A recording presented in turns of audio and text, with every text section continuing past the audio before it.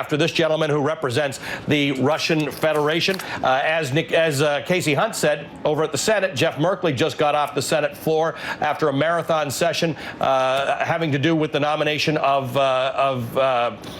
Neil Gorsuch to the Supreme Court. Democratic Senator Chris Coons of Delaware joins me now. He sits on the Judiciary and Foreign Relations Committee. Sir, welcome. Thank you for being with us. I want to start by talking about what's going on in Syria. We've heard the criticisms from the Trump administration that the Obama administration got us here. It's almost beside the point right now because we are seeing people gassed and dying on video. What is your advice as to what we do now? Well, Ali, this is yet another tragic humanitarian crisis caused by the murderous regime of Bashar al-Assad. I don't think it's constructive for the Trump administration to abandon efforts to try and hold Assad to account. And I hope that Secretary of State Tillerson, when he goes to meet with Putin, won't be inclined to cut some sort of deal where we provide any legitimacy or support for Russia's efforts in Syria to back Assad. I do think that we need to be more engaged. I was one of many here in the Senate on the Foreign Relations Committee who voted to support taking military action against Assad when he first used poison gas against civilians in his country, back when former President Barack Obama drew that red line. Right, and so I think that going didn't forward, succeed back in 2013, I believe it was, right, when that resolution came forward. There is an understandable fatigue, both in Congress and amongst the American people, about getting into wars where we don't have an exit strategy, regime change where we don't really have an answer, particularly in confusing places like Syria. But what does it look like? What does a road forward look like that the United States commits some military might to dealing with a massive humanitarian crisis in the Middle East? Well, Ali, it is a mess.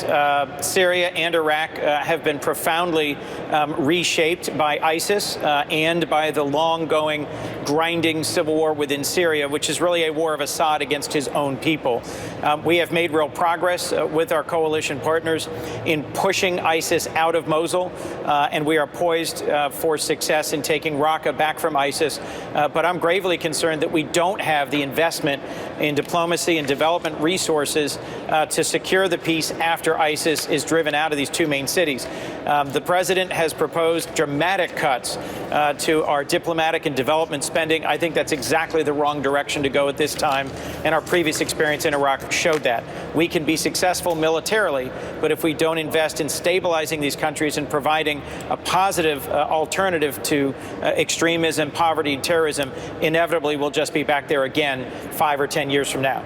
So you would imagine that that's going to be some of the conversation that President Trump has with Jordan's King Abdullah. It's going to happen probably within the hour behind me. They're going to be putting on some pressure to say, look, we got to stabilize the whole area. This is not just a matter of a terrible matter of Bashar al-Assad possibly, gassing his own people, but it is a matter of regional stability in the entire area. The United States does need to have a fairly fulsome strategy, right? It can't just be a one thing at a time strategy.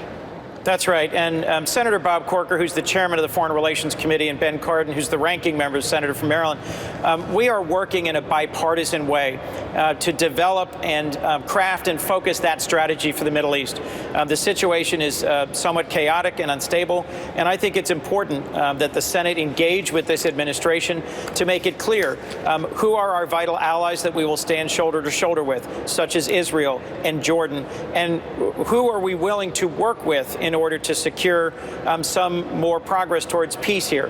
Who are we working with in Iraq? Who are we working with in Turkey? What are we doing with the Kurds?